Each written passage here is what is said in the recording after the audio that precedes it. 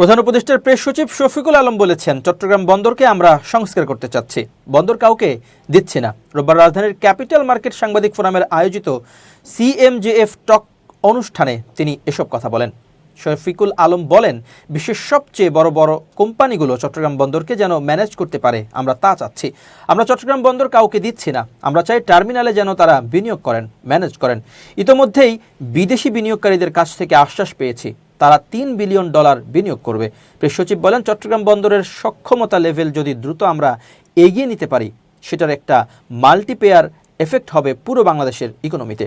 পুরো বিশ্বে এখন ট্রেডের যে একটা প্রোটেকশনিজম চলছে, সেই জায়গা থেকে আমরা একটা বেনিফিটের জায়গায় আছি, দ্রুত এটা থেকে বেনিফিট পেতে পারি। তিনি বলেন, বাংলাদেশকে একটা ম্যানুফ্যাকচারিং হাব তৈরি করার জন্য আমাদের প্রধান উপদেষ্টা চেষ্টা করছেন। ম্যানুফ্যাকচারিং হাব তৈরি করার মূল শর্ত হচ্ছে আপনার বন্দরের সক্ষমতা বাড়াতে হবে, বন্দরের দক্ষতাকে অন্য মাত্রা করতে হবে। আমাদের বন্দরের সেই অন্য মাত্রার দক্ষতা নেই, আমাদের সেই ম্যানেজমেন্ট স্কিলটাও তৈরি হয়নি। এটার জন্য আমরা বিদেশে বড় বড় কোম্পানির সঙ্গে কথা বলছি, ওরা যদি ম্যানেজ করেন তাহলে বন্দরের সক্ষমতা বাড়বে। শফিকুল আলম বলেন, শেখ হাসিনার সময় 100টা ইকোনমিক জোন করা হয়েছিল, সে জোনগুলো পড়ে আছে, সেখানে মহিষের বাগান হয়ে গেছে, কেউ আসছে না। তো ইনভেস্টররা না আসার মূল কারণ হচ্ছে আমাদের বন্দরের সক্ষমতা নাই, আমাদের এখান থেকে দ্রুত একটা জিনিস বানিয়ে নেওয়ার মতো সক্ষমতা নেই।